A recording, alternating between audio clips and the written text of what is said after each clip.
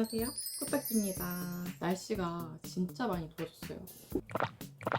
앞으로 계속 더워질 텐데 이럴 때일수록 수분 보충 꼭 계속 해줘야 돼요. 오늘은요, 제가 5월에 읽었던 책 결산을 해보려고 합니다. 유튜버분들이 책 결산 영상을 올리시는 거 보고 저도 한번 찍어보고 싶었는데 결산 찍으면 조금 늦어졌죠. 해야지 하다가 이제서야 영상을 올리게 됐어요. 이번 달에 읽은 책은 총 11권이고요. 11권 중에 5권은 제가 앞서 올렸던 영상에서 소개해드렸기 때문에 오늘은 나머지 6권에 대해서 얘기를 해보도록 하겠습니다. 첫 번째 책은 좋은지 나쁜지 누가 아는가?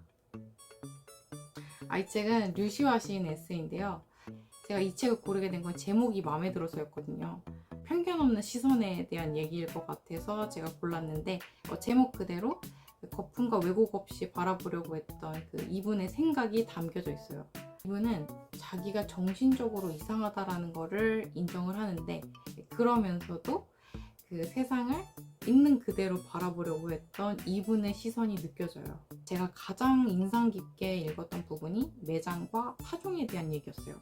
단어 둘 다 어떤 거를 땅에다가 묻는 행위를 말하는 건데 인생의 어려움을 어떻게 바라보느냐, 그 해석의 차이가 주는 인생의 변화에 대해서 이 두 단어를 가지고 비유를 했어요. 힘든 거를 가득 끌어안고 내 인생을 매장시킬지, 아니면은 삶의 굴곡의 일부라고 생각을 해서 새로운 삶의 씨앗이라고 보고 파종을 할 것인지는 전적으로 내 마음에 달렸다라고 얘기를 하고 있거든요. 같은 상황을 두고 어떻게 생각하는지에 따라서 스스로 나를 만들어낸다 라는 뜻이에요. 삶은 어딘가에서 우리에게 메시지를 꾸준히 보내고 있다고 해요. 근데 그 메시지를 제대로 알아들으려면 늘 우리의 마음이 열려 있어야 한다라고 얘기를 하고 있거든요. 방황하는 인생에서도 분명 뭔가 배울 게 있다라는 거죠. 제가 가장 힘들었었을 때 그때 나는 어떻게 받아들였었나를 생각하게 해준 그런 책이었습니다. 햇빛은 찬란하고 인생은 귀하니까요. 백만 유튜버 밀라 논나님의 에세이입니다. 논나님의 10대부터 70대인 지금까지 삶을 지내오면서 겪었던 생각들이 담겨져 있고요. 이 책을 읽으면 나답게 사는 게 뭘까? 라는 그 질문에 집중할 수 있게 돼요. 70대의 할머니가 세상을 사는 방식이라고 보기엔 굉장히 힙하시고 오픈마인드세요. 지금의 젊은이들을 위한 그 할머니의 위로와 애정이 묻어나는 메시지가 많고요. 이분의 삶을 들여다보면 어른으로서의 그 책임감이 뭘까라는 그런 생각을 하게 돼요. 늙는다라는 거를 굉장히 자연스럽게 받아들이시는 그런 모습들이 너무 멋있기도 했고, 그리고 이분이 70대의 할머니라고 보기엔 굉장히 꼿꼿하고 바르게 보이는 인상이시잖아요. 그래서 내면이든 외모든 정말 이분처럼 소탈하고 담백하게 늙고 싶다라는 그런 생각이 들더라고요. 이분이 거의 그 패션계 1세대 유학생이신데 그 시대의 여성이 유학을 간다는 게 절대 쉽지 않았을 거예요. 누구의 시선보다는 그 여자 장명숙으로서의 삶을 살기 위해서 어떤 틀을 깨려고 했고, 또 그게 배려 없는 자기중심이 아니라 책임과 사랑으로서 그 세상을 감싸려고 하는 그 휴머니즘, 사람 밀라논나가 느껴지는 따뜻한 에세이였습니다. 다음 책은 한 번의 죽음이 내게 알려준 것들. 이 책에서는 당연한 내일은 없어요. 그래서 오늘과 내일을 정말 의미 있게 보내야 한다라는 그런 메시지를 주고 있는 책인데요. 호스피스 병동 하면은 굉장히 서늘하고 슬픔만 가득한 곳이라고 생각을 하게 되잖아요. 근데 이 책을 읽어보면 그게 편견이라는 거를 알려줘요. 물론 호스피스 병동이 슬픔이 많은 곳이기도 하지만 한 사람의 삶의 마무리에 어떤 색감을 입히고자 노력하는 그런 사람들이 모여서 온기를 나누는 곳이라는 그런 느낌을 받은 책이거든요. 여기 계신 분들이 죽음을 앞두고 이를 인정하고 받아들이기까지 굉장히 정신적으로든 육체적으로든 가장 힘들어 하셨을 분들이잖아요. 근데 그런데도 불구하고 오히려 남아있는 사람들에 대해 걱정하는 그런 마음들을 들어보면 존경스러운 마음 들어요. 내가 만약 삶의 마지막을 알고 있다면 나는 과연 죽음 앞에서 초연해질 수 있을까? 라는 그런 생각을 하게 되거든요. 남아있는 사람에 대해 연민을 느낀다라는 것 자체가 쉽지가 않잖아요. 근데 죽음이 언제 어떻게 올지 모르는데 솔직히 남일처럼 소홀하게 생각했던 것도 사실이에요. 그래서 그저 오늘을 당연하게 있을 거라고 생각하고 살아왔던 저로서는 매번 감사함을 잊고 지냈던 그런 순간들이 너무 죄송하게 느껴지기도 하고 반성하게 되기도 하더라고요. 오늘 바로 지금 의미 있는 삶을 보내야 한다 라는 거를 의식적으로 생각하게 해준 그런 책이었어요. 책은 처음에 책 제목만 봤을 때 그 흰 고래가 왜 흰색인지에 대한 그런 소설인 줄 알았거든요. 그래서 책 두께만 보고 뭐 얇아서 금방 읽을 수 있겠다 싶었는데 절대 가볍게 읽을 수 없었던 책. 완전 반전. 읽는데 한 4일 걸렸습니다. 번역 경력 20년이 넘으신 홍한별 작가님의 에세이인데 그 번역가들의 삶에 대한 이야기를 다루고 있어요. 근데 제가 챗GPT를 계속 끼고 읽었던 책은 이 책이 처음이에요. 제가 모르는 그 고급 어휘들이랑 고전 작품들이 계속 나오는데 읽다가 모르면 이제 챗GPT한테 물어보고 계속 찾아보고 또 막히다가 궁금해서 또 찾아보고 이렇게 읽다 보니까 진도가 안 나가는 거예요. 그래서 오래 걸렸어요.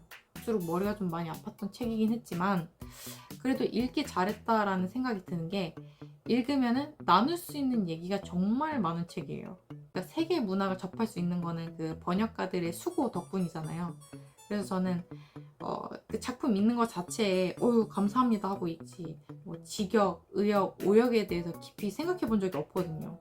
그래서 당연히 그 번역가들에 대한 그 애로사항에 대해서도 생각해 본 적이 없었겠죠? 근데 이 책을 읽고 나니까 그 한 권의 번역이 이루어지기까지 한 줄 한 줄 그분들의 고뇌와 수고로움을 알게 되니까 엄청난 스트레스를 받는 직업군 중에 하나구나 라는 그런 생각이 들더라고요. 그리고 저는 한강님의 채식주의자도 오역 논란이 있는 줄 몰랐는데 이 책을 통해서 알게 되었거든요. 채식주의자는 번역된 작품성을 인정받은 것일까? 아니면 원작 그대로의 작품성을 인정받은 것일까? 라는 거에 대해서 어떤 게 정답이고 어떤 게 틀린 건지 저도 잘 모르겠더라고요. 무튼 그 의역, 직역, 오역에 대해서 정답이 딱 정리가 되는 그런 책은 아니에요. 다만 제가 이 책을 읽고 번역에 대한 저의 생각을 좀 정리를 하자면 의역도 원작을 크게 벗어나는 경우라면 그거는 번역이 아니라 원작을 베낀 창작물이라고 생각을 해요.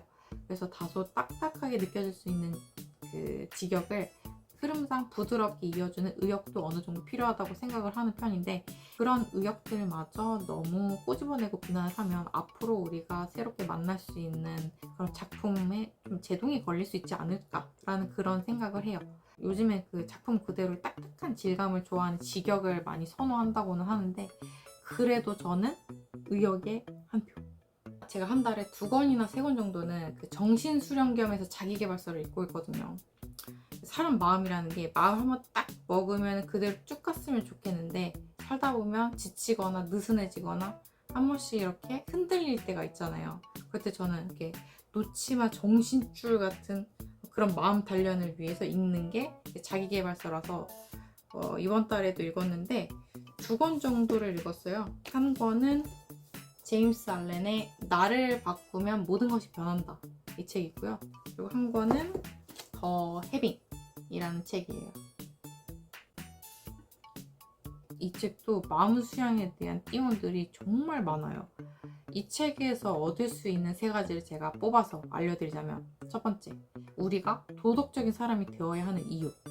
두 번째, 아주 작고 사소한 일이더라도 절대 무시해서는 안 되는 이유. 그리고 세 번째, 감정의 통제가 곧 인생의 만족도를 높여준다 라는 거를 알려주는 책이에요. 아무리 숨기려고 해도 말과 행동에는 내 자신이 드러날 수밖에 없다 라는 걸 알게 되면은 내 내면에 정말 도덕적인 생각과 마음으로 채울 수밖에 없다 라는 거를 계속 각인시켜주고 있고요. 그런 도덕적인 생각이 내면을 튼튼하게 해주고 자존감과 자신감이 그런 뿌리에 기반하고 있다라는 거를 각인시켜주는 그런 책입니다. 그 다음부터 해빙. 이 책은 성공을 끌어당기는 힘에 대한 자기계발서인데요. 미국에서 먼저 선출간 되었는데 20개국 넘게 한 건이 수출되었다고 하더라고요. 저는 이서윤이라는 분이 이렇게 유명하신 분이라는 걸 몰랐어요. 그 홍주연이라는 기자가 기자 시절에 이서윤을 만났던 인연을 시작으로 그 해빙의 힘을 배워서 정리한 에세이 형식의 자기계발서예요. 해빙이라는 것을 실천하면 돈과 행운이 저절로 따라오게 되어 있다고 하는 그런 성공학인데, 성공을 다루는 그런 자기계발서들 있잖아요. 그런 책들이랑 좀 많이 비슷하긴 해요. 그래서 뭐 자기 절제, 뭐 상생, 자기 믿음, 확신, 노력 이런 거에 대해서 설명을 하는 책인데, 성공학을 다루는 다른 책들이랑 비교를 했을 때 이 책만이 가지고 있는 특별한 매력 포인트는 발견하지 못했던 책이었어요. 이렇게 제가 5월에 읽었던 책을 소개해드렸는데요. 사실 5월 달에는 제가 에세이에 좀 깊이 푹 빠져서 읽었던 시기이기도 했어요. 저를 좀 깊이 알아가고 싶었달까? 아무튼 저의 책 결산 첫 영상이었는데 앞으로도 꾸준히 올려보도록 하겠습니다. 그럼 감사합니다.